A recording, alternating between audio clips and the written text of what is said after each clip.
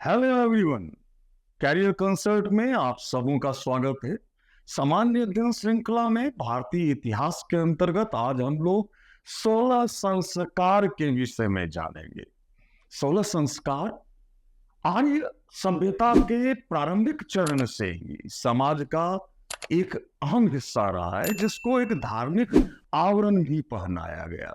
जैसा कि आप जानते हैं कि वर्ण व्यवस्था के अंतर्गत ब्राह्मणों ने समाज का नियमन करने के लिए कई तरह की प्रथाओं को जन्म दिया, है ना, जिसमें 16 संस्कार भी है। इसे आप अंधविश्वास नहीं कर सकते, क्योंकि इसके पीछे एक वैज्ञानिक दृष्टिकोण था। समाज को गतिशील बनाने के लिए भी यह प्रयास किया गया था। इसकी प्रासंगिकता थी जो हम लोग आज के लेक्चर में सुनेंगे, है ना। हालांकि अगर हम बात करें गौतम ऋषि की, तो उन्होंने 40 संस्कारों की चर्चा की, 40 संस्कारों की। लेकिन प्रचलन में 16 संस्कार ही हुआ करते थे, आज भी है। आज भी सनातन धर्म अथवा हिंदू धर्म में यह 16 संस्कार प्रचलित हैं। तो हम सबों को इसके विषय में निश्चित रूप से जानना चाहिए। और यहाँ से संबंधित प्रश्न जो है ना, वो कई प्रतियोगिता परीक्षाओं में अक्सर पूछे जाते रहे हैं। तो आइए आज हम लोग जाने 16 संस्कार के बारे में। 16 संस्कार जन्म से मृत्यु तक की अवधि में हर एक मनुष्य के साथ 16 संस्कार भी जुड़ा हुआ था। ये एक सामाजिक बंधन भी था।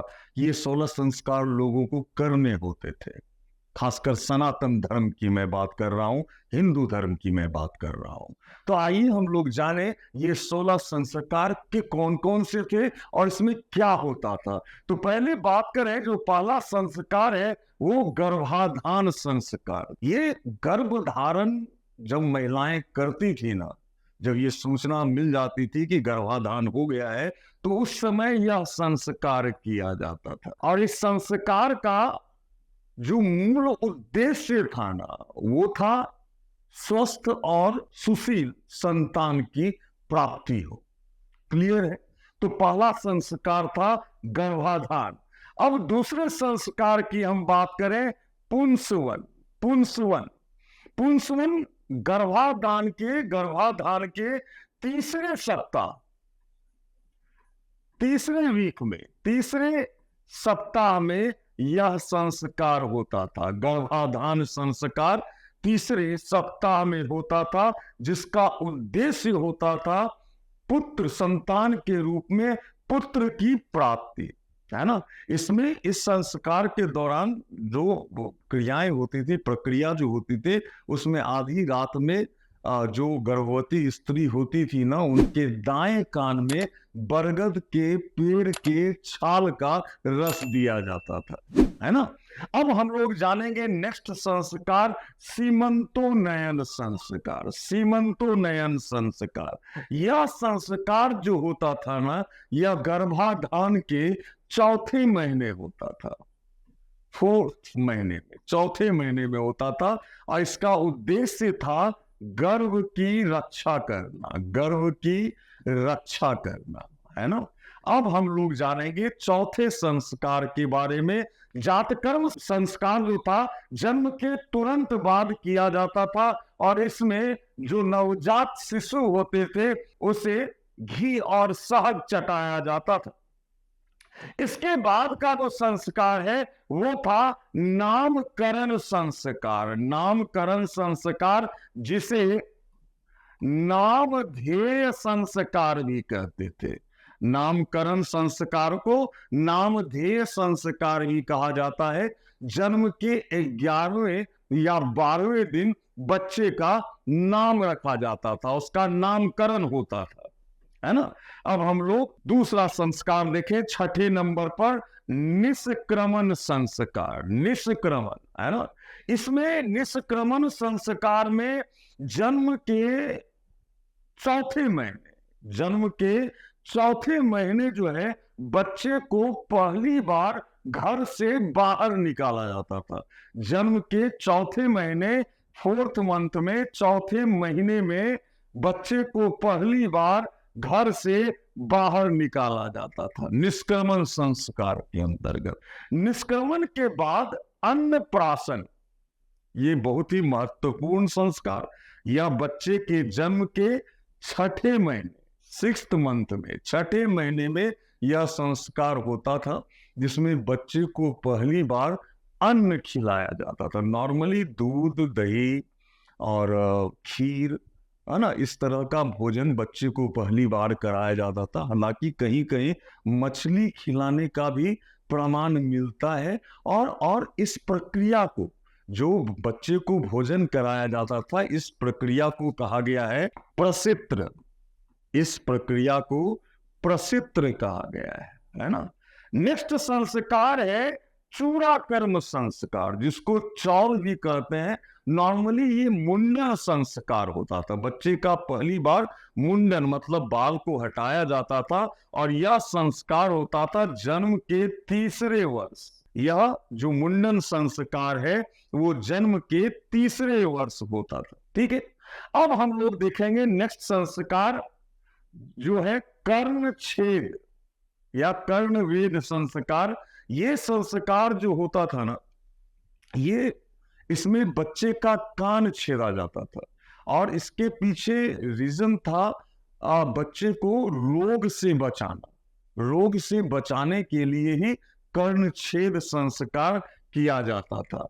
अब हम लोग जानेंगे विद्यारंभ संस्कार के बारे में, है ना। यह जन्म के 5वें वर्ष, नॉर्मली जन्म के 5वें वर्ष यह संस्कार होता था, और बच्चे को पहली बार कलम या पेंसिल ये पकड़ाया जाता था, उससे ओम लिखवाया जाता था, या स्वास्तिक चिन्ह उससे बनवाया जाता था। किस संस्कार में? विद्यारंभ संस्कार में। अब उसका लिखने का अब उसको प्रारंभ करना था, इसलिए पहली बार स्वास्तिक चिन्ह बनवाया जाता था, जो हमारे सनातन धर्म में बहुत ही शुभ चिन्ह माना जाता है, या ओम लिखवाया जाता था। नेक्स्ट संस्कार की हम बात करें, ये बहुत ही महत्वपूर्ण संस्कार होता था, उपनयन संस्कार। उपनयन संस्कार जो है ना, इसमें यज्ञोपवीत संस्कार भी इसको कहते हैं, है ना। जनेऊ, जिसको नॉर्मली भाषा में जनेऊ कहा जाता है, यह संस्कार, चूंकि इसके बाद ही किसी भी बच्चे को पढ़ाई करने के लिए गुरुकुल भेजा जाता था, ताकि वहां जाके वो अपना शारीरिक, मानसिक और आध्यात्मिक विकास कर सके। उसके लिए उपनयन संस्कार का होना बहुत जरूरी था। और यहाँ जो उपनयन संस्कार अर्थात जनेऊ संस्कार जो होता था, इसमें तीनों वर्ण व्यवस्था के अंतर्गत 4 वर्ण थे, ब्राह्मण, क्षत्रिय, वैश्य और शूद्र। शूद्र को उपनयन संस्कार का अधिकार उस समय नहीं था। ब्राह्मण, क्षत्रिय और वैश्य उपनयन संस्कार करते थे, और इसीलिए ब्राह्मण, क्षत्रिय और वैश्य को द्विज भी कहा जाता था। द्विज का शाब्दिक अर्थ है द्वि मतलब 2 बार, ज मतलब जन्म लेना, है ना। तो ऐसा माना जाता था, या अभी भी माना जाता है कि जनेऊ संस्कार के बाद, उपनयन संस्कार के बाद बच्चे का फिर से जन्म होता है ना। इसलिए ब्राह्मण, क्षत्रिय और वैश्य को द्विज कहा गया। और यह भी बताया गया कि ब्राह्मणों का उपनयन संस्कार 8 वर्ष में हो जाना चाहिए अधिकतम, और क्षत्रिय का 11 वर्ष में हो जाना चाहिए, और वैश्य का 12 वर्ष में यज्ञोपवीत संस्कार या उपनयन संस्कार हो जाना चाहिए। और उपनयन संस्कार में जनेऊ पहना जाता है, तो ब्राह्मणों को सूत से बना हुआ जनेऊ पहनना चाहिए, क्षत्रिय को सन से बना हुआ जनेऊ पहनना चाहिए, जबकि वैश्य को ऊन से बना हुआ जनेऊ पहनना चाहिए। इस तरह का प्रावधान जो है वो इस व्यवस्था के अंतर्गत की गई। उसके बाद का जो संस्कार है दैट इज वेदारंभ संस्कार। जब उपनयन संस्कार हो जाता था तो बच्चों को गुरुकुल भेजा जाता था शिक्षा ग्रहण करने के लिए, जहां भोजन करने के लिए वो लोग भिक्षा भी मांगते थे, गुरुकुल में रहकर पढ़ाई करते थे, है ना, ताकि उनका शारीरिक, मानसिक और आध्यात्मिक विकास हो सके। तो वेदारंभ संस्कार, जब लोग घर छोड़कर जब बच्चे को पढ़ाई के लिए गुरुकुल भेजा जाता था। नेक्स्ट है केशांत। केशांत मतलब 16 वर्ष की अवस्था में हर एक बच्चे का दाढ़ी मूछ बाल काटा जाता था केशांत संस्कार के अंतर्गत। फिर होता था समावर्तन संस्कार। ये बहुत ही महत्वपूर्ण संस्कार था, क्योंकि जब गुरुकुल में छात्र की शिक्षा पूरी हो जाती थी देन यह संस्कार होता था, और इस संस्कार में स्नान कराया जाता था, छात्र को स्नान कराया जाता था, है ना। समावर्तन संस्कार। तब समावर्तन संस्कार के बाद हर एक व्यक्ति अपने वो गृहस्थ आश्रम में प्रवेश करता था, अर्थात विवाह संस्कार उसके बाद होता था। विवाह करने के साथ ही वह गृहस्थ आश्रम में प्रवेश करता था। और आश्रम व्यवस्था जो थी ना, 4 आश्रम जो था, पहला आश्रम ब्रह्मचर्य आश्रम, दूसरा गृहस्थ आश्रम, तीसरा जो था वानप्रस्थ आश्रम, और चौथा संन्यास आश्रम। इन चारों आश्रमों की चर्चा पहली बार ज्वालोपनिषद में की गई है। और गृहस्थ आश्रम सबसे महत्वपूर्ण होता था, क्योंकि इसमें कई तरह के कर्तव्य और दायित्व का जो निर्वहन है वो गृहस्थ संस्कार में होता था। तो विवाह के बाद, विवाह संस्कार के बाद हर एक जो व्यक्ति होता था वो गृहस्थ आश्रम में प्रवेश करता था। तो विवाह एक महत्वपूर्ण संस्कार के रूप में जाना जाता है। और अंत में अंत्येष्टि संस्कार, है ना, मृत्यु के बाद जो संस्कार होता है उससे हम लोग अंत्येष्टि संस्कार करते हैं, जिसमें श्राद्ध कर्म होता है ना। तो पूरे जीवन में इन 16 संस्कार का बहुत अधिक महत्व है।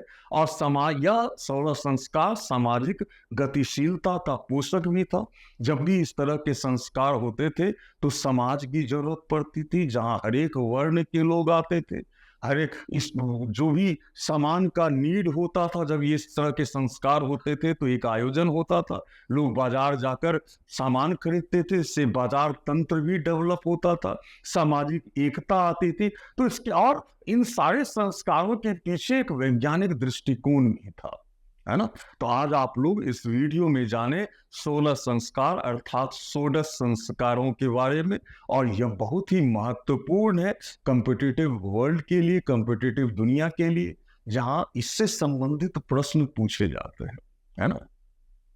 तो आप लोग जो भी पढ़ाई करते हैं ना, कंपटीशन फेस करने के लिए, कंपटीशन में सफलता प्राप्त करने के लिए, तो क्वालिटी बेस्ड पढ़ाई होनी चाहिए। क्योंकि आप जानते हैं लाखों अभ्यर्थियों की भीड़ होती है, और वहां से छट के आपको निकलना है, सफलता प्राप्त करनी है। तो आपकी तैयारी, आपकी समझ क्वालिटी बेस्ड होनी चाहिए, है ना।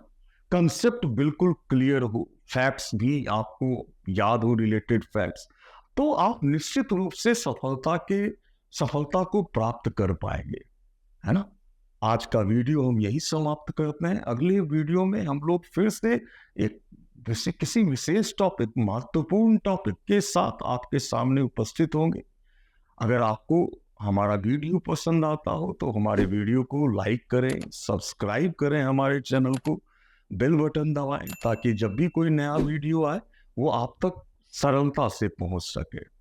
तो समस्त शुभकामनाओं के साथ आज का वीडियो हम यही समाप्त करते हैं, और बहुत जल्द हम अगले वीडियो में मिलेंगे। धन्यवाद।